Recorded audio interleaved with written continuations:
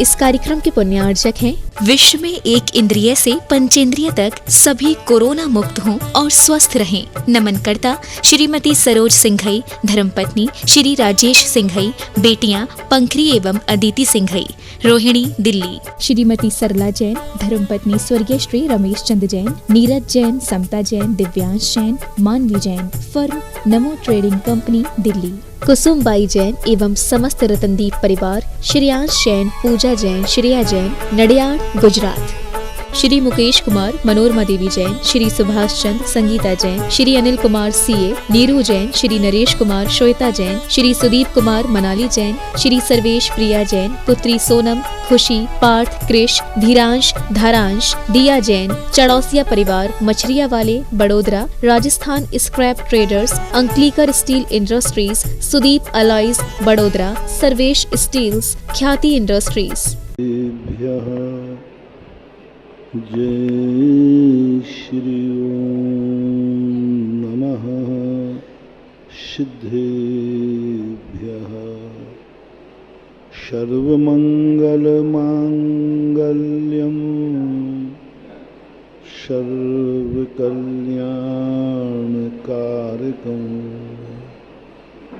प्रधानं सर्वधर्माणां जैनं जयतु शासनं, जैनं जयतु शासनं। पंच परमेष्टि भगवान के आचार्य श्री गुरुवर कुंद कुंद महाराज की जय हो। आचार्य श्री गुरुवर विद्यासागर महाराज की जय हो। परम उपकारी निर्यापक शमण मुनि पुंगव श्री सुधासागर जी महाराज की जय। युग परिवर्तन दिवस जयवंत हो। नमस्ते।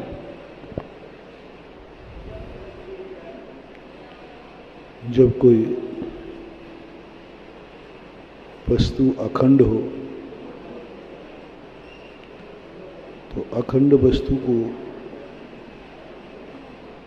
हम कहाँ से उसका आदि और अंत है यह शुरुआत करना मुश्किल होता है, क्योंकि अखंड वस्तु में चारों तरफ से सभी तरफ से एक समानता पाई जाती है और उसमें अखंड वस्तु में कोई भी वस्तु दिशाओं से द्वारा प्रतिबंधित नहीं होती। उसमें हम ये निर्णय नहीं कर सकते हैं स्वयं में अपने आप में कि ये किस दिशा में अपना मुख किए हुए, क्योंकि मुख ही नहीं है, ना मुख है, ना पैर है, ना हाथ है, ना पैर, कुछ भी नहीं। ऐसे अखंड द्रव्यों के संबंध में उज्ज्वल कुंद कुंद भगवान ने कहा अपदेश शुद्ध मध्यम। वो अपदेश यानी उसकी शुरुआत कहीं से नहीं है, अनादि अनंत काल से। अब उसमें हम क्या भेद करें? शुरुआत आनी अपने शरीर में तो अपन भेद करने, वही आंखें इधर हैं, मुख इधर है, इसलिए यह सम्मुख है। लेकिन आत्मा तो ऐसी है नहीं ना। आत्मा तो असंख्यात प्रदेशी है, चारों तरफ से एक समान है। वो स्वयं में अपना आदि और अंत नहीं बना पाती। आदि मध्य अंत से रहित है आत्मा। क्षेत्र की अपेक्षा, अपने स्वयं की अपेक्षा से। और जब काल की अपेक्षा देखते हैं तो भी अनादि अनंत है, न आदि और न अंत है। ऐसी स्थिति में स्वयं वस्तु व्यवस्था सभी द्रव्यों की हम आदि और अंत से रहित मान करके स्वीकार करते हैं। सूत्रों के द्वारा, भगवान के द्वारा भी नहीं जाना गया आदि अंत। अकलंक स्वामी ने राजवार्तिक में कहा कि वस्तु व्यवस्था भगवान भी आदि और अंत नहीं जानते। तो फिर आदि अंत नहीं जानते हैं तो फिर सबको जानते हैं, ये कैसे कहा? सबको जानना अलग चीज है, संपूर्ण जानना अलग चीज है, और आदि अंत जानना अलग चीज है।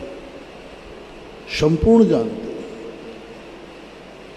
संपूर्ण जितना भी आकाश है, अनंत अनंत है, पूरा जानते। एक प्रदेश भी भगवान के द्वारा ज्ञान में बचा नहीं है। ऐसे अनंत और भी आ जाएं तो भी जान लेंगे, ये तो कुछ भी नहीं। कितनी बड़ी विशेषता है, संपूर्ण को जान रहे हैं, आदि अंत को नहीं जान रहे। संपूर्ण जानना अलग चीज है। बहुत सारे लोग यही प्रश्न करते हैं कि सर्वज्ञ भगवान जब सब कुछ जानते हैं तो वे आदि अंत जानते होंगे? जब आदि अंत है ही नहीं तो जानेंगे क्या? आदि अंत होवे तो जाने। भगवान ये कहते हैं कि भाई मैं आदि अंत कैसे जानूं? आदि अंत है ही नहीं दुनिया में कहीं। आदि और अंत कल्पना मात्र है, एक संकल्प मात्र है। वस्तु व्यवस्था में आदि अंत होते ही नहीं, शुरुआत और अंत कभी होता नहीं, है ही नहीं, इसलिए वो जानते नहीं। अनंत को अनंत रूप में जानते हैं, ये कह दिया गया।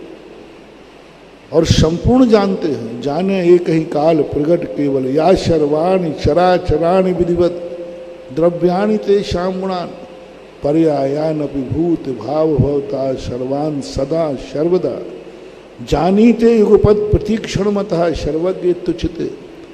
सर्वज्ञ भगवान इसीलिए कहा कि वो समस्त पदार्थों को, द्रव्यों को एक साथ एक समय में जान लेते हैं, पूर्ण रूप से। देवागम स्तोत्र की आप्त मीमांसा के अंतर्गत उन्होंने यही बात उठाई कि सर्वज्ञ हैं, इसका क्या प्रमाण? 5वें 6वें श्लोक के अंदर प्रश्न उठाया कि सर्वज्ञ हैं, क्या प्रमाण है? तो उन्होंने कहा कि यदि आपका सर्वज्ञ आदि और अंत बता देवे तो मैं सर्वज्ञ मान लूंगा कि सर्वज्ञ भगवान होते हैं। तो आचार्य पूज्यवर समंत्रभद्र महाराज 2000 वर्ष पहले देवागम स्तोत्र में आप्त मीमांसा भगवान की परीक्षा करते हुए कहते, उन्होंने भगवान की परीक्षा की, बहुत जबरदस्त परीक्षा की। उन्होंने भगवान को नकार दिया कि भगवान आपके पास आकाश गमन से आते हैं, देवता आते हैं, आप आकाश में चलते हैं, समोषण आदि विभूति है, इसलिए आप सर्वज्ञ हैं, इसलिए हमारे लिए वंदनीय है। सो बात नहीं है, ये तो देवों के भी पाया जाता है। दूसरा श्लोक में कहा कि हाँ, ये अतिशय जरूर आपके अंदर है कि आपके शरीर में हाड़ मांस नहीं पाए जाते, शरीर नहीं, खून मज्जा आदि नहीं पाए जाते। लेकिन ये भी कोई आश्चर्य बात नहीं है, क्योंकि देवों के शरीर में नहीं पाए जाते। भले नाम बदल दिया गया हो, परम औदारिक कर दिया गया, उसको व्यक्त किया, लेकिन प्रोसेस तो एक ही, उसमें भी निगोदिया जीव नहीं है, उसमें भी नहीं होते और आपके भी नहीं। तो आपका शरीर परम औदारिक है, इसलिए आप भगवान हैं, शुभ बात नहीं, शुभ बात नहीं। आप तीर्थंकर हैं, तीसरी गाथा उन्होंने दी, आप तीर्थंकर हैं इसलिए आप भगवान हैं। बोले नहीं, सभी लोग, सब संप्रदाय वाले अपने अपने तीर्थ का प्रवर्तन करते हैं, सभी तीर्थंकर। तीर्थंकर किसे कहते हैं? जो तीर्थ का प्रवर्तन करे। तो हर संप्रदाय वाले जितने हैं, सभी के लोग तीर्थ का प्रवर्तन करते हैं, तो वे भी सब तीर्थंकर हैं, इसलिए आप तीर्थंकर हैं, इसलिए वंदनीय नहीं। बहुत अच्छी गाथ चौथी 5वीं गाथा में कही, 2 गाथाएं उन्होंने महत्वपूर्ण दी। दोष योर हानि,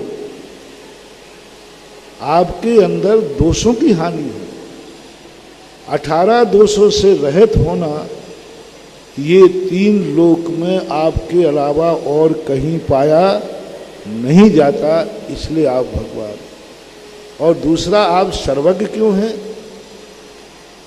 क्योंकि आप क्षेत्र विप्रकृष्ट और काल विप्रकृष्ट उसको भी जानते।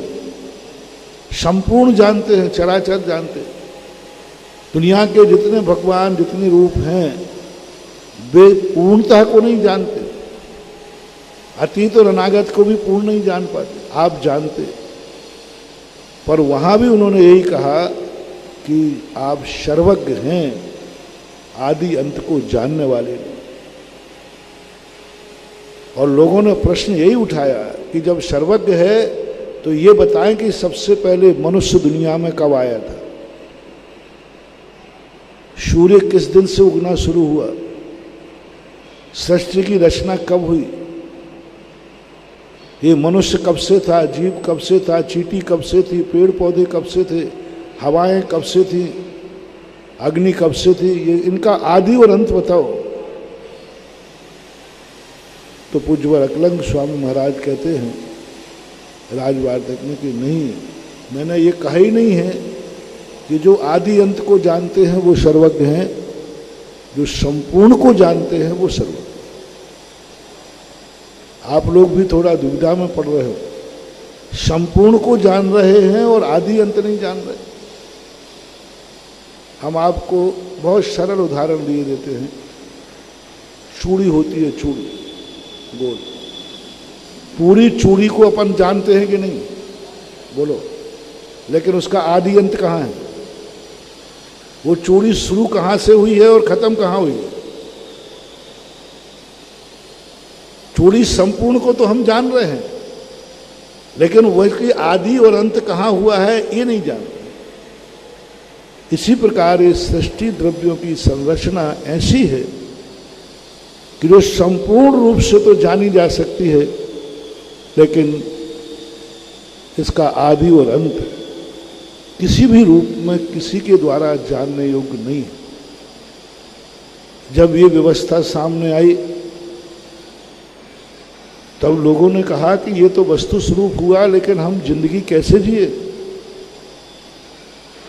कैसे क्या करें, कैसे आदि अंत बनाएं, कोई शुरुआत तो करेंगे, हमारे जन्म की तारीख क्या होगी, मृत्यु की क्या होगी। तो उन्होंने फिर कह दिया ये सब व्यवहार की भाषा में तुम ला सकते, और व्यवहार जब आएगा तब सबका एक सा खंडन नहीं होगा।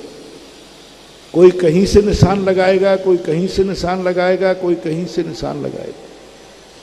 अपने अपने ढंग से कोई नया रूप मान लेंगे, अपने अपने ढंग से मान लेंगे। विदेश क्षेत्र में कुछ भी पता नहीं चलता कि वहाँ सम्मत क्या चलता हो, आदि अंत क्या चलता हो।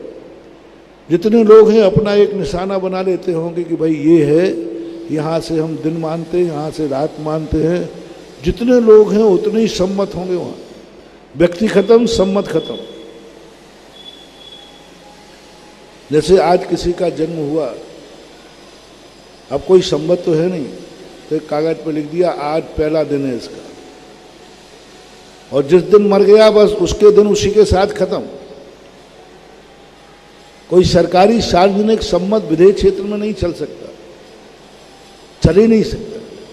चलाएंगे तो फिर चक्रवर्ती का चलाएंगे तो एक चक्रवर्ती चलाएगा, पर दूसरे क्षेत्र में चक्रवर्ती नहीं होगा। और करोड़ों करोड़ों वर्षों की स्थिति, असंख्यात वर्षों की स्थिति कैसे गणना होगी, नहीं हो सकती। लेकिन दो स्थानों पर, भरत और ऐरावत क्षेत्र पर सबसे बड़ी सुविधा है कि यहाँ भी लोगों ने अपने अपने ढंग से नए वर्ष बना लिए, युग परिवर्तन करके। कोई राजा विक्रमादित्य के जन्मदिन को पहला सम्मत मानता, विक्रम सम्मत, कोई 1 जनवरी को मानता, कोई दिवाली को मानता, इतने हैं। कोई हाजरी सम्मत, गुप्त सम्मत, शक सम्मत, इतने सम्मत हैं भारत में। हिंदुओं के अलग हैं, जैनियों के अलग हैं, मुसलमानों के अलग हैं, हिजरी सम्मत अलग है, उनके सब के सम्मत, क्योंकि प्रकृति ने दिए ही नहीं, हमने मन माने ढंग से कर लिए जिसको लगे। अपन अपना सम्मत चला सकते, कोई बात। हाँ, चांदखेड़ी सम्मत चला दो। चांदखेड़ी की जिस दिन स्थापना थी बस चांदखेड़ी वाले चांदखेड़ी सम्मत लिखना शुरू कर दें, जब से स्थापना हुई। अपना खुद का सम्मत चलाना हो तो चला लो। चला रहो अपना कि राजेंद्र हरसोरा सम्मत, चला रहो, अपनी मर्जी, हमें तो करना चाहिए है। लेकिन ये सम्मत क्या है, धीरे धीरे दूसरा कोई प्रभावशाली व्यक्ति आता है तो वो खत्म हो जाता है और नए का चल जाता है। अब महावीर स्वामी जन्म लिया, महावीर स्वामी को निर्माण हुआ, अपन ने वीर सम्मत चला दिया। अब लोग प्रश्न करते हैं कि महावीर स्वामी के पहले कौन सा सम्मत चलता था? चलता तो होगा, नहीं तो लिखा पढ़ी कैसे होगी? पर वही अपने अपने सम्मत चलते होंगे और अपने ही साथ खत्म होगा। महावीर का सम्मत चल रहा है, पारस ईसा तो ईसा भी ये कोई अभी हमारा बनाया हुआ है, तो ईसा हमारा बनाया हुआ सम्मत है ना। ईसा की जो साल है वो ईसा मसीह के पहले दिन बना दिया, ये तो हमारी बनाई हुई साल है। पारसनाथ के समय पारसनाथ का सम्मत चला होगा, महावीर स्वामी आते ही पारसनाथ खत्म। अब आगे वीर जैसे महापद्म नाम के तीर्थंकर आएंगे, महावीर वीर निर्वाण सम्मत खत्म। तो ऐसी स्थिति में ये जितने आज नए वर्ष चल रहे हैं, सब अपने अपने मन गणंत लेकर के अपनी अपनी सुविधा के अनुसार चला रहे हैं और व्यवहार चल रहा है। लेकिन एक ऐसा सम्मत हो जो शाश्वत हो, जो कभी मिट नहीं सके, कोई मिटा नहीं सके, जो किसी व्यक्ति के द्वारा ना चला जाए, व्यक्ति के नाम से ना चलाया जाए, जो प्रकृति प्रदत्त हो, प्रकृति ने सम्मत दिया हो। और वो सम्मत मात्र 5 भरत और ऐरावत को है, स्वर्गों को ये सौभाग्य नहीं है, भोग भूमियों को नहीं, नारकियों को नहीं, विदेह क्षेत्र में नहीं, मात्र भरत क्षेत्र के अंदर और ऐरावत के आर्य खंड में एक ऐसी व्यवस्था प्रकृति ने बनाई जो पूज्यवर त्रिलोक परिणतिकार यतिवसव आचार्य महाराज ने और त्रिलोक सारकार नेमीचंद महाराज ने बहुत अच्छी तिथि खोज करके दी कि ऐसी तिथि को तुम नया वर्ष मानो जिसमें प्रकृति अपना रूप बदलती है, प्रकृति अपना सिस्टम बदलती है, प्रकृति अपने आप सारे सिस्टम बदल देती है। जैसे मैंने गत वर्ष युग परिवर्तन दिवस दिया, आज वास्तविक रूप से शाश्वत अविनाशी प्रकृति प्रदत्त नया वर्ष है। आज एक ऐसा नया वर्ष है जो कभी किसी व्यक्ति से प्रभावित नहीं होगा। महावीर आ जाए, चाहे पारसनाथ आ जाए, चाहे कोई नाथ आ जाए, प्रकृति ने जो लकीर खींच दी उस लकीर को सर्वज्ञ बदलने में समर्थ नहीं है। और प्रकृति ने श्रावणवधि एकम को युग परिवर्तन हुआ, आज के दिन युग का परिवर्तन होता है। सृष्टि एक समय में अपने सारे कानून नियम बदल देती है। एक सपोज कीजिए चौथे काल का अंत हुआ, जब भी उसके नक्षत्र आता है, तिथि आती है, नक्षत्र भी दिया है, तिथि भी दिया है। प्रतिपदा के फलाने प्रथम भाग में, प्रतिपदा का प्रथम भाग, प्रथम चरण जब शुरू होता है तब युग परिवर्तन होता है। एक समय पहले आपको समझाने के लिए, समय समझ में नहीं आया, 1 सेकंड पहले, 1 सेकंड पहले किसी का जन्म हुआ, वो वज्रसम नाराज संघन लेकर जन्म सकता है, उसी भाव में मोक्ष जा सकता है। और परिवर्तन देखना, जैसे ही 1 सेकंड बाद मान लीजिए डबल वैकेंसी है किसी माँ के गर्भ में, गर्भ से गिना जाएगा, जन्म से नहीं। एक बालक पेट में 1 सेकंड पहले आया, दूसरा बालक 1 सेकंड बाद आया। अब दोनों एक साथ गर्भावस्था में रहे। अब तुम सब अपन लोग जुड़वा मानेंगे, ट्विंस मानते, एक साथ जन्म हुआ, लेकिन युग परिवर्तन में जो 1 सेकंड पहले आया वो मोक्ष जा सकता है और दूसरा मोक्ष को रोक दिया जाएगा। दोनों कहेंगे साहब हम दोनों एक साथ जुड़वाए हैं, एक साथ दीक्षा ली, सब कुछ किया।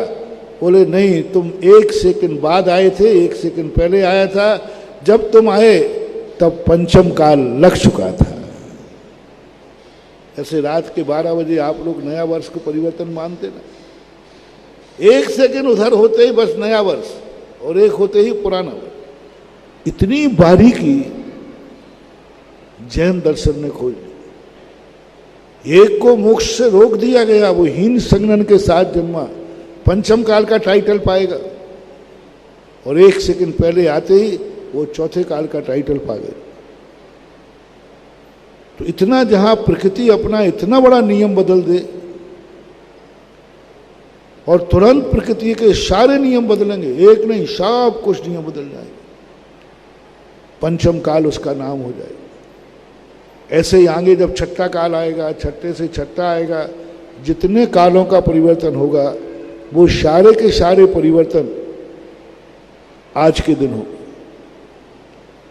तो ऐसे नए दिन को लोग बाग आज बिल्कुल भूल चुके हैं, क्योंकि दूसरे जो सम्मत है वो ऐसे प्रभावशाली रहे, उनसे तुम्हारा इतना उपकार हुआ।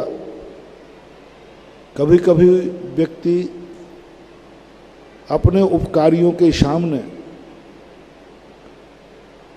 बड़ों को भुला देता है। वो ये देखता है कि हमारा उपकार किस पे। सिद्ध भगवान बड़े थे, पूज्य हैं, अरहंतों से भी बहुत बड़े हैं, लेकिन संसार के उपकारियों ने सिद्ध भगवान को दूसरे नंबर पर रख दिया। अरहंतों को नमस्कार पहले कर लिया। क्यों कर लिया? क्यों बड़ों को छोटे किया? इसलिए नमोकार मंत्र को उपासना मंत्र कहा जाता है। उपासना मंत्र कहा जाता है। उपासना मंत्र जो होता है यह हमें वैभव देता है, स्वर्ग देता है, संसार का सब वैभव देगा, मोक्ष नहीं देगा, केवल ज्ञान प्राप्त नहीं होगा। इससे केवल ज्ञान प्राप्त नहीं हो सकता, शुद्ध उपयोग प्राप्त नहीं कर सकते इसमें, क्योंकि इसमें बहुत बड़ा अन्याय हुआ है। सीधे सिद्ध भगवान का अपमान करने वाला मंत्र शुद्धता को प्राप्त नहीं हो सकता। न्याय से रहे थे, व्यक्ति विशेष की स्वार्थ की पूजा करा रहा है। इसलिए शास्त्रों के अनुसार जितने भी शुक्र ध्यानी हुए, जितने भी श्रेणी में चढ़े, किसी ने भी नमोकार मंत्र के माध्यम से श्रेणी नहीं चढ़ी। शुद्ध उपयोग में लीन हुए नमोकार मंत्र को शुभोपयोग में डालते हैं, क्योंकि इसमें स्वार्थ की गंध आती है, सत्य की नहीं। सत्य में और स्वार्थ में अंतर है। मैं ये नहीं कह रहा हूं कि ये गलत है, लेकिन यह सत्य नहीं है। सत्य जो है बहुत कठिन होता है। सत्य से संसार नहीं चल सकता, सत्य से हम जिंदगी नहीं जी सकते। सत्य मात्र वो शक्ति है जिसके माध्यम से हम परमार्थ की सिद्धि कर सकते हैं। संसार में नहीं जी सकते। संसार में चाहिए सभ्यता, नैतिकता, व्यवहारिकता। संसार में देखना पड़ता है कि हमारा स्वार्थ किससे सिद्ध है, कौन काम आएगा हमारे, कौन जिंदगी में हमारा साथ देगा, कौन मुझे तत्व देगा, कौन प्रकाश देगा। वही सबसे बड़ा है, वही सबसे बड़ा है। अंजन चोर ने सेठ को सबसे पहले प्रणाम किया विद्या सिद्ध होते ही। बोले मुझे क्यों कर रहे हो? बोले आपने ही मुझे गुरु की पहचान बताई, नमोकार मंत्र की बताई, मेरे ऊपर उपकार तो आपका है। तो संसार में रहने वाले जीव हमेशा ये देखते हैं कि मेरा स्वार्थ सिद्ध किससे होगा, मेरे उपकार किससे होगा। यदि उपकारी नाराज हो गया तो सत्य कुछ नहीं कर पाएगा। इसलिए नमोकार मंत्र पढ़ते पढ़ते आज तक किसी को केवल ज्ञान नहीं हुआ, शुद्ध उपयोग भी नहीं हो सकता, क्योंकि उपासना मंत्र है। इसलिए ग्रस्तों का ये मुख्य मंत्र है। ग्रस्त लोग इसे सबसे पहले धारण करते हैं। ये संकट निवारण मंत्र है, संकट को निवारण करने वाला मंत्र है। नमोकार मंत्र प्रसंग आ गया तो आपको बताता चलूं।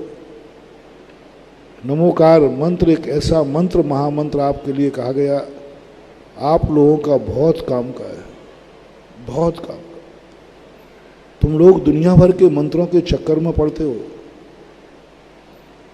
वे मंत्र तुम्हारे काम के नहीं हैं।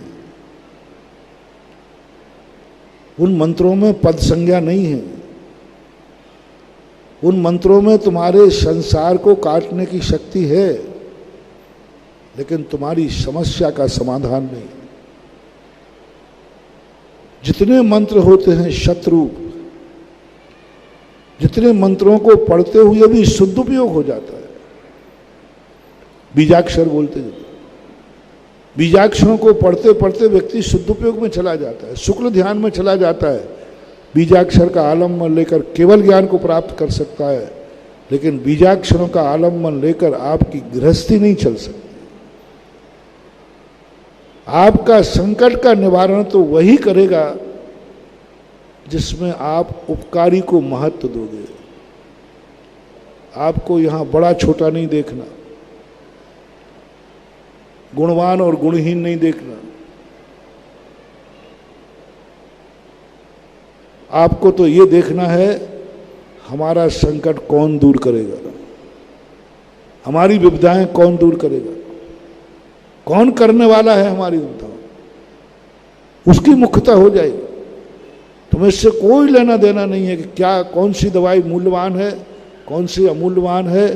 हमारे लिए तो वही मूल्यवान है जिससे हमारी बीमारी दूर हो। संसार में जैन दर्शन के जितने मंत्र हैं, उन मंत्रों की अपेक्षा नमोकार मंत्र गृहस्थों के लिए क्यों बताया? हम मुनियों को नहीं बताया। हमारे मंत्र अलग है, हमारी साधना अलग है, हमारा ध्यान अलग है। हम नमोकार मंत्र पे जब भी आते हैं हमारी डिवीजन गांधी डिवीजन हो जाती है। फेल नहीं होता हो, चिंता नहीं, फेल नहीं। जैसे हमने सोचा कि चलो आज नमोकार मंत्र पढ़ूं सामायिक में, तुरंत टाइटल आ जाता है वहाँ सिटी स्क्रीन पर, गांधी डिवीजन, 3rd डिवीजन। ये मुनि जघन्य अवस्था का मुनि है। ये मुनि जो है शुभोपयोगी है, शुभोपयोग प्रधानी है। निंदा की गई, प्रशंसा नहीं की गई। नमोकार मंत्र का आलम्बन लेते ही हमारे शास्त्रों में हमें अच्छा नहीं बताया। उन्होंने कहा ठीक है, नाना मामा की अपेक्षा काना मामा ठीक है, लेकिन मामा काना है तो काना तो रहेगी रहेगी। नाना मामा की अपेक्षा ठीक है कि मामा नहीं होने से काना मामा ठीक है, लेकिन काना तो का नहीं। मुनिराज को कहा ठीक है, तुम माला फेरो, जाप करो, नमोकार मंत्र पढ़ो, पंच परमेष्ठी करो, अपने गुरु को याद करो, भगवान की पूजा करो, भक्ति करो, स्तुति करो, स्वयंभू स्तोत्र पढ़ो, 24 भगवानों की भावना भाव। ये सब तुम्हारे जो हैं गांधी डिवीजन के पास है। 3rd डिवीजन में हो तुम, शुभोपयोगी हो। कुंद तो शुभोपयोगी की बहुत बुरी तरह शब्दों के द्वारा बहुत बहुत डांटते हैं। क्या शुभोपयोग में अटका है तो श्रमण होकर। जब मैंने ये देखा कि मुनियों को नमोकार मंत्र की मुख्यता क्यों नहीं दी जा रही है, नमोकार मंत्र के ध्यान करने की बात क्यों नहीं कही जा रही?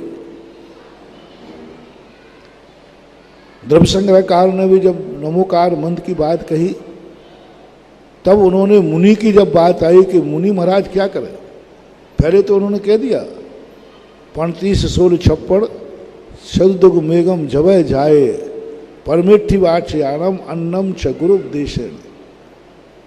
गुरु के उपदेश से जो मिले ये मान लेना चाहिए नमोकार।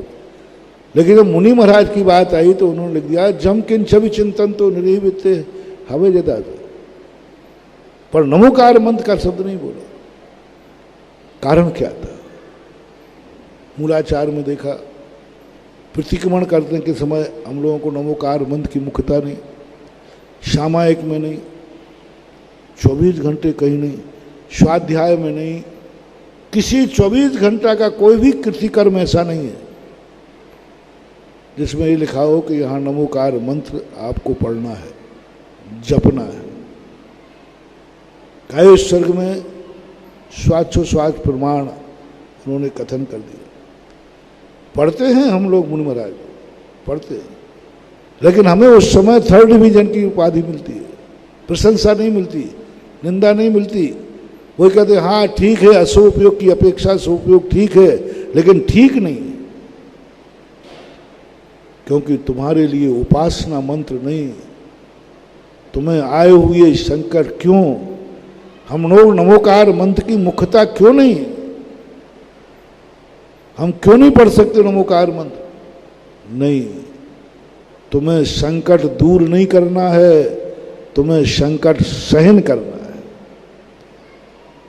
मुनिराजों का तुम्हारे ऊपर जो भी संकट आए उपसर परिसय, मुनि महाराज अपना उपसर दूर नहीं कर सकते, नहीं कर सकते। आदेश से तुम उपसर्ग आए हुए को दूर करोगे, अपहृत संयम कहलाएगा। हम उपसर को दूर नहीं कर सकते, हम उपसर को सहन करेंगे। हमारे ऊपर कोई शेर चीता आ जाए, कुछ भी आ जाए, महाराज कोई मंत्र बता सकते नहीं, खा जाए खा जाओ, खा जाने दो, तुम उपसर दूर नहीं। तुम शेर को पत्थर उठा के नहीं मार सकते, शेर तुम्हें मार डाले बोले मर जाओ, लेकिन तुम नहीं मार सकते। शेर यदि हमें मारने आ जाए, उसी समय हमारे पास मारने के लिए बंदूक भी रखी है, मान लो, तो उठा के महाराज चला दे, बचा प्राण बचाएंगे नहीं बचाएं? बड़ा पत्थर उठा के मार दो उसको, नहीं। जैन दर्शन कहता है स्मरण से सामने वाला तुम्हें मारे तो मर जाओ, लेकिन तुम उसको मारने का भाव भी नहीं कर सकते। हम उपसर को दूर भी नहीं कर सकते। रात भर गले में सांप डाल दिया यशोधर महाराज के, कैसी विचित्रता, कैसा जैन दर्शन, कैसा जैन दर्शन। गले में सांप डाल दिया और उसको उठा के अलग नहीं कर सकते।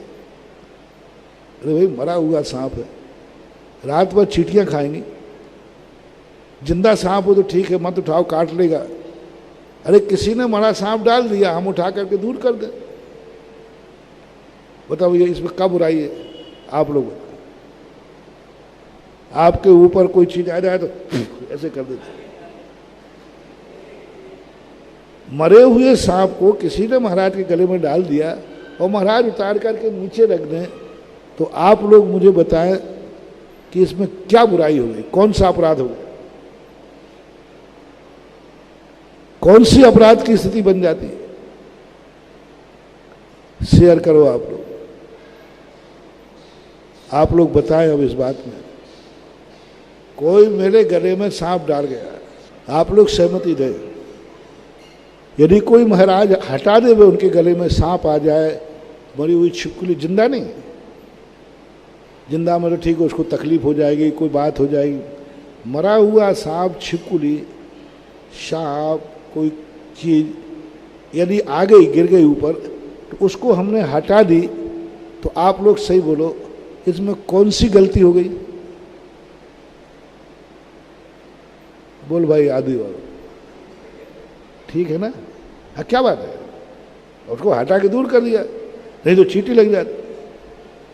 सारे संसार से सहमति ले लो, सब यही कहेंगे कोई बात नहीं, इसमें कौन सा अपराध होगा, इसमें कौन सा पाप हो गया, मरा हुआ सांप था उठा के रख दिया नीचे, उन्होंने पीछे लगा के रख देंगे, कोई मनाही नहीं, पूरे संसार से गवाह मिलेंगे और हमारे पक्ष में जाएगा निर्णय। लेकिन जिनवाणी ने, जिनेन्द्र देव ने कहा ठीक है अपराध तो किया है तुमने, लेकिन क्षम्य है, प्रायश्चित तो नहीं मिलेगा,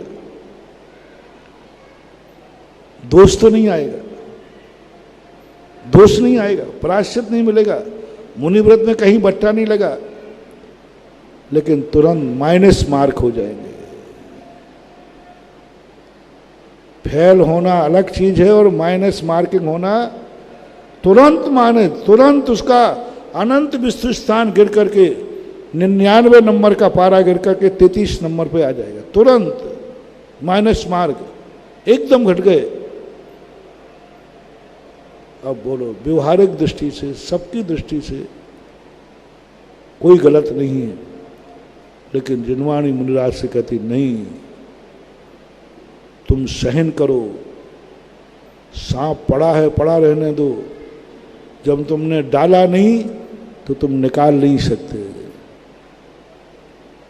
तुमने डाला नहीं तुम निकाल नहीं सकते, चींटियां खाती हैं खाने दो, मेरे प्राण निकल जाएंगे तो बोले मर जाओ। जैन दर्शन ने कितना कठोर दर्शन, कितना कठोर मुनि के लिए करता है, कर दिया, तुम दूर करने का भाव भी नहीं करोगे। इसलिए उन्होंने कहा वे महामुनिराज जो मेरिट लिस्टेड है, अच्छे नंबर पाते हैं, वे उसको दूर करने का भाव नहीं करते, इसलिए वो नमोकार मंत्र नहीं पढ़ते। तीर्थंकर नमोकार मंत्र नहीं पढ़ते क्योंकि उनको वर्धमान चारित्री होते। जो ऐसी उत्कृष्ट दशा में जाना चाहते हैं कि उपसर्ग आने पर उसको सहन करेंगे, निवारण नहीं करेंगे, दूर नहीं करेंगे, वे सारे मंत्र पढ़ेंगे, बीजाक्षर का ध्यान करेंगे, नमोकार मंत्र का आलंबन नहीं लेते। लेकिन परिचय आ जाए तो नहीं, अपने आवश्यक आ जाए तो नहीं, कहीं है ही नहीं, व्यवस्था ही नहीं। ये तो हमने बताई मुनियों की बात। अब आप लोगों की बात देखो, आप लोग गृहस्थ लोग हैं, महानुभाव, आप संकट आने पर तुम्हारे मन में दूर करने का भाव आएगा या सहन करने का भाव आएगा? विपदा आएगी तो सहन करोगे या दूर करोगे? मरा मां सांप तो छोड़ो, जिंदा ही आ जाए तो तुम निपटा दोगे। अरे भाई 14 से, अरे महाराज 14 गई भाड़ में, पहले ना 14 दिखेगी, ना अष्टमी दिखेगी, ना मंदिर दिखेगा, कुछ नहीं दिखेगा। एक ही भाव आएगा कि इसको कैसे ही करके हटाया जाए। ठीक है, मारोगे नहीं, लेकिन यदि मारे बिना कोई उपाय नहीं है तो तुम छोड़ोगे भी नहीं।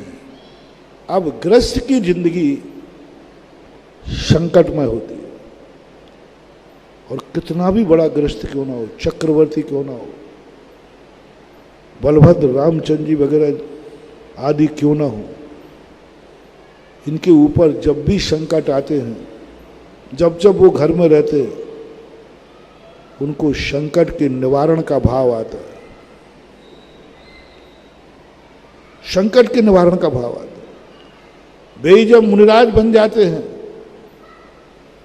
तो संकट आने पर, वही जब ग्रस्त अवस्था में पांडव थे, जब उनको अग्नि लगाई लाक्षागृह में, सुरंग में से छुप करके भागे, अग्नि से जलने से डर गए, वे ही पांडव जब मुनि महाराज बने,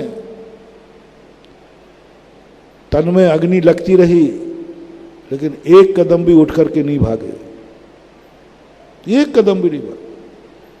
तो ये तो आप लोग मान ही लेना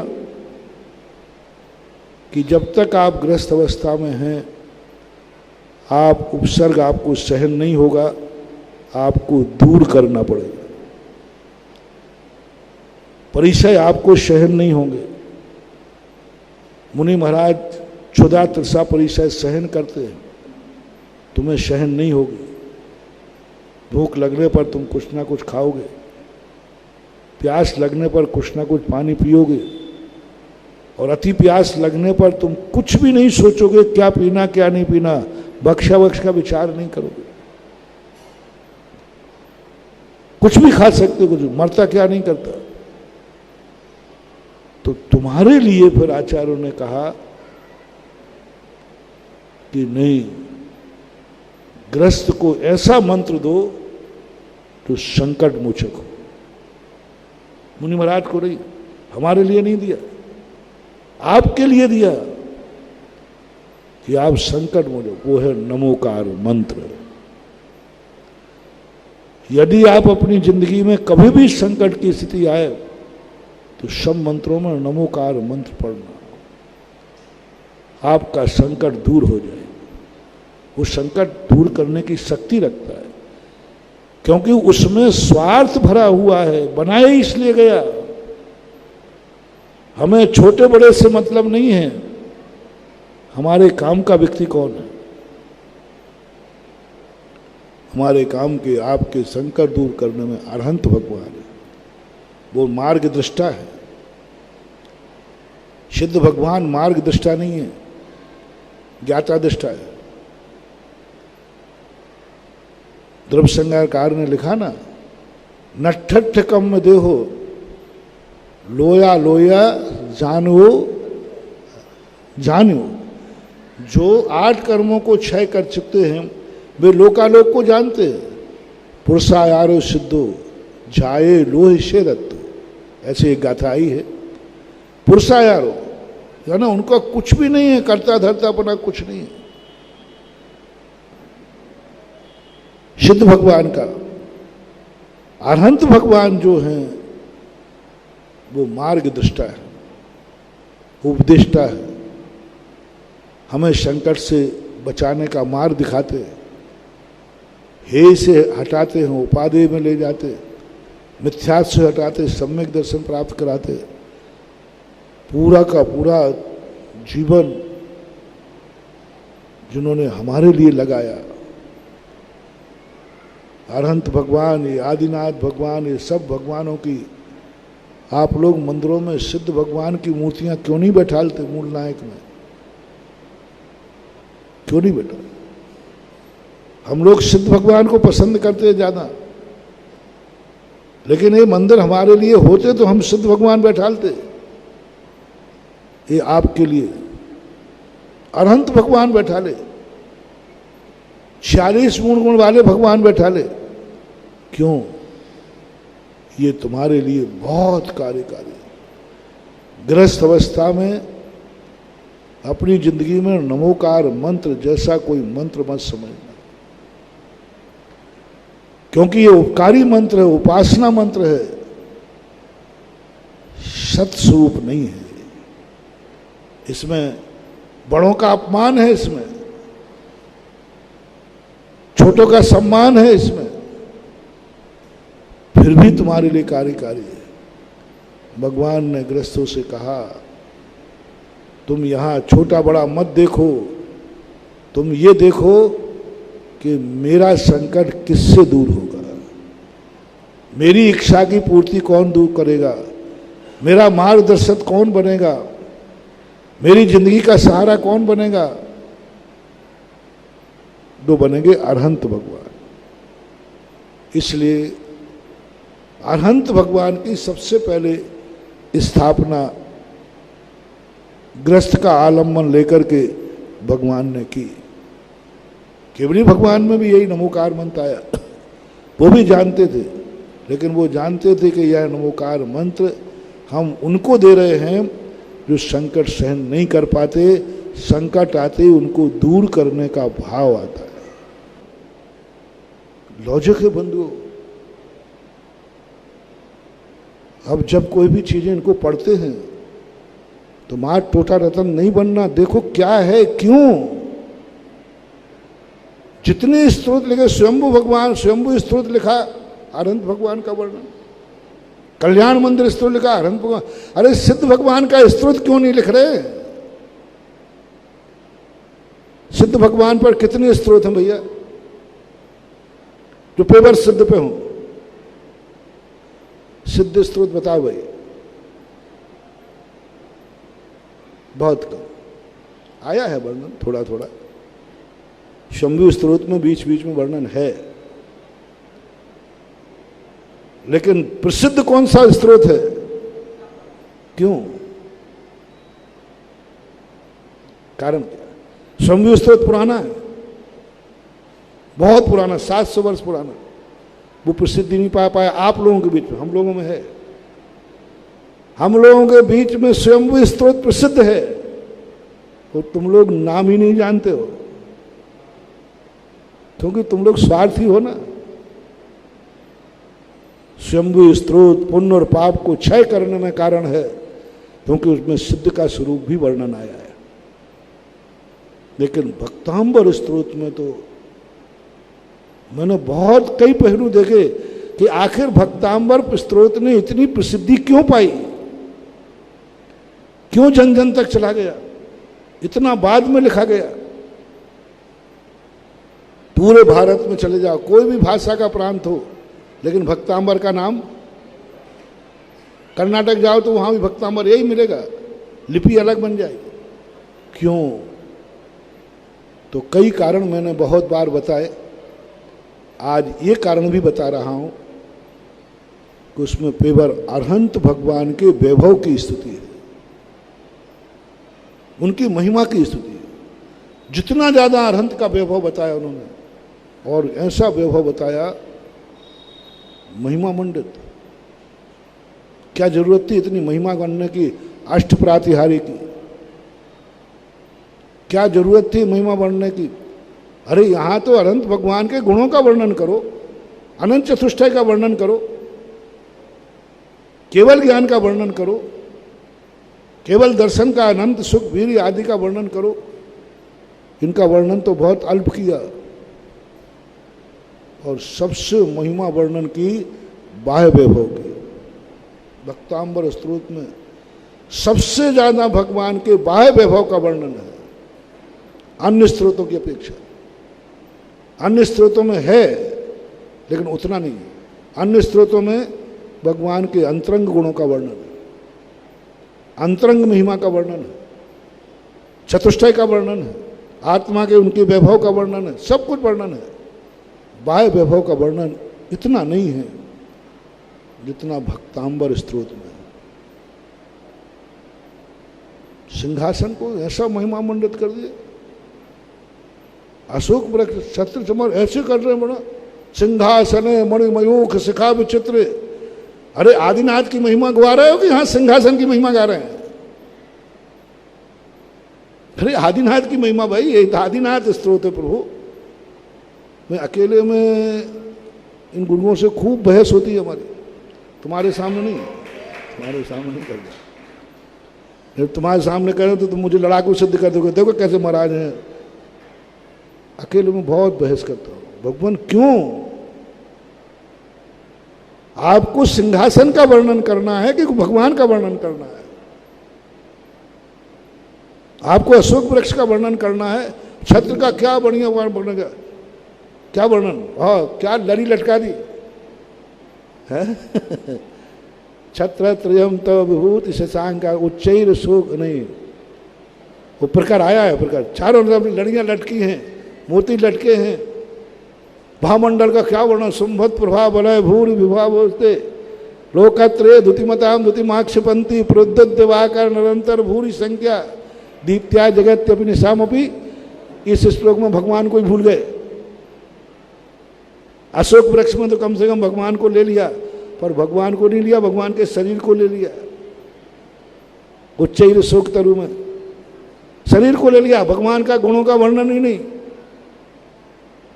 8 प्रातिहार के वर्णन पढ़ो, भगवान को भूल गए। वो भावमंडल की महिमा में इतने लीन हुए, इतने लीन हुए कि भावमंडल किसका है ये बताना भूल गए।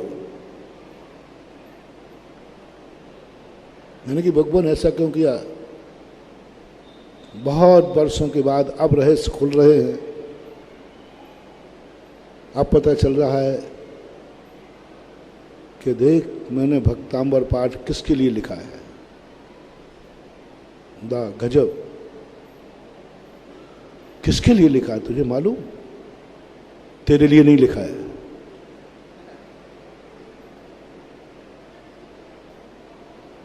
तुझे तो संकट सहन करना है। हमने उनके लिए लिखा है जो संकट सहन नहीं करते हैं। राजा को, महाराजा को, श्रावक को। तेरे ऊपर सांप आ जाए तो आ जाने दो, काट ले तो काटने दे। तुझे नहीं लिखा है, उनको लिखा है जो छिपकली से डरते हैं। पूरे राजा महाराजाओं का वर्णन, युद्ध का वर्णन। अब बोलो बंधु, हमारे लिए लिखा होता तो उसमें किसका लिखा? युद्ध का। कुंताग्र भिन्न गज सोड़ित वारी वाह बेगावतार तरणातुर। अब एक किसका वर्णन कर रहे हैं? किसके लिए कर रहे हैं? आप सबके लिए कर रहे हैं। पूरे के पूरे भक्तांबर स्तोत्र में पूरा वर्णन आप लोगों को लक्ष्य में लग के किया गया।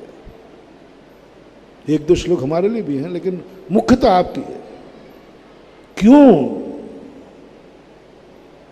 संकट मोचक कैसे बन गया भक्तांबर स्तोत्र? रिद्धि सिद्धि देने वाला कैसे बन गया स्तोत्र? आज तक किसी स्तोत्र पर मंत्र और रिद्धियां नहीं लिखी गई, लेकिन भक्तांबर के एक श्लोक पर रिद्धि लिखी गई, सिद्धि लिखी गई। आज तक किसी श्लोक में नहीं लिखा, किसी स्तोत्र पर नहीं बने, किसी स्तोत्र पर यंत्र नहीं बने। कल्याण मंदिर पे कुछ कजादित मिलते हैं, लेकिन प्रसिद्धि किसकी है? क्यों? कारण क्या है? कोई शायद मानतुंग आचार्य महाराज ने देव बन करके कोई आप लोगों को ऊपर से दिया तो नहीं कि मेरा स्तोत्र पढ़ना, दबाव दिया हो भूत बन के, क्या पता? नहीं मान, शब्द बोलते हैं, शक्ति बोलती है, संसारी व्यक्ति पर किए हुए उपकार बोलते हैं। एक एक श्लोक में उपकार भरा है।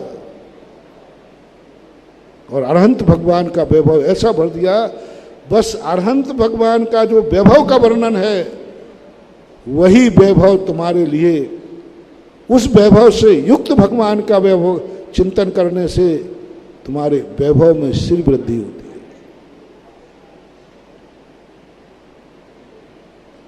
बहुत बार आप देखो, बहुत बार आप देखो। मैं एक उदाहरण तुम्हें देता हूं। आप कहीं किसी नौकरी में हैं और वहां से आप पदच्युत हो रहे हैं, आपका प्रमोशन नहीं हो रहा है। आप आदिनाथ का ध्यान न करें, आदिनाथ का ही करें। सुन रहे हो ना? आदिनाथ का ध्यान न करें, आदिनाथ का ही करें, लेकिन सिंहासन पर बैठे हुए आदिनाथ का करें। उच्चैर शो नहीं सिंहासने मणिमयूख शिखा विचित्रे विभ्राजते तव वपु कनकावदाता बिम्बम वियद विदस दंसुलतावतानाम तुंगो दयाद्र सिर शिव। आप उसका ध्यान करिए, आदिनाथ का ही नहीं, लेकिन आदिनाथ का ही करना है। कौन से आदिनाथ का? सिंहासन। बस सिंहासन पर बैठे हुए करिए। आपको छत्र से मतलब नहीं है, चबर से मतलब नहीं है। आपका पर्पस सिंहासन की तरफ रहना चाहिए। आप जितना महिमा करेंगे आप सिंहासन पर बैठे हुए भगवान की शोभा का। भगवान आप सिंहासन पर बैठे कैसे लग रहे हैं, कैसा स्वरूप है। जितना जितना आप सिंहासन के कारण से भगवान की शोभा बढ़ा सके, ध्यान में, ज्ञान में, श्रद्धा में, आह्लाद में, आह्लाद में। और जैसे जैसे आप उनके सिंहासन के कारण भगवान की महिमा बढ़ा हुआ, सिंहासन पे आप कैसे शोभायमान हो रहे हैं। आप देखना, आपका जो बीच में अंतराय कर्म आ रहा है वो टल करके एक दिन आपके प्रमोशन में गति प्रदान कर देगा, क्योंकि उसमें शक्ति है, वैभव में, क्योंकि वो वैभव युक्त भगवान का वर्णन किया गया। अपना प्रसंग चल रहा है, टाइम आपका हो गया। युग परिवर्तन का विषय चल रहा था। अपन चलते रहेंगे, परिवर्तन भली आज हो गया, अपना तो हर दिन नया वर्ष मनाना है, हर दिन कुछ नया सीखना है। अब चांदखेड़ी में चतुर्मास हो ही रहा है, पक्का है कि नहीं? हो ही रहा है, अभी कहा हो नहीं रहा है, ऐसा हो रहा पक्का है। अच्छा, तुम लोगों को बड़ा विश्वास है, मुझे तो अभी विश्वास नहीं है। खैर कोई बात नहीं, तुम्हारा विश्वास शायद सफल हो, मेरा विश्वास अपन हर दिन कुछ नया जिएंगे, हर दिन कुछ नया करेंगे, हर दिन कुछ नया सोचेंगे और हर दिन कुछ नया पाएंगे। महावीर भगवान की। इस कार्यक्रम के पुण्यार्चक थे विश्व में एक इंद्रिय से पंचेंद्रिय तक सभी कोरोना मुक्त हों और स्वस्थ रहें। नमन करता श्रीमती सरोज सिंघई, धर्मपत्नी श्री राजेश सिंघई, बेटियां पंखरी एवं अदिति सिंघई, रोहिणी दिल्ली। श्रीमती सरला जैन, धर्मपत्नी स्वर्गीय श्री रमेश चंद्र जैन, नीरज जैन, समता जैन, दिव्यांश जैन, मानवी जैन। फर्म नमो ट्रेडिंग कंपनी, दिल्ली। कुसुमबाई जैन एवं समस्त रतनदीप परिवार, श्रेयांश जैन, पूजा जैन, श्रेया जैन, नडियाड, गुजरात। श्री मुकेश कुमार, मनोरमा देवी जैन, श्री सुभाष चंद्र, संगीता जैन, श्री अनिल कुमार सीए, नीरू जैन, श्री नरेश कुमार, श्वेता जैन, श्री सुदीप कुमार, मनाली जैन, श्री सर्वेश प्रिया जैन, पुत्री सोनम, खुशी, पार्थ, कृष, धीरांश, धारांश, दिया जैन, चड़ौसिया परिवार, मछरिया वाले, Vadodara, Rajasthan scrap traders, Ankalikar steel industries, Sudeep alloys, Vadodara, Sarvesh steels, Khyati industries.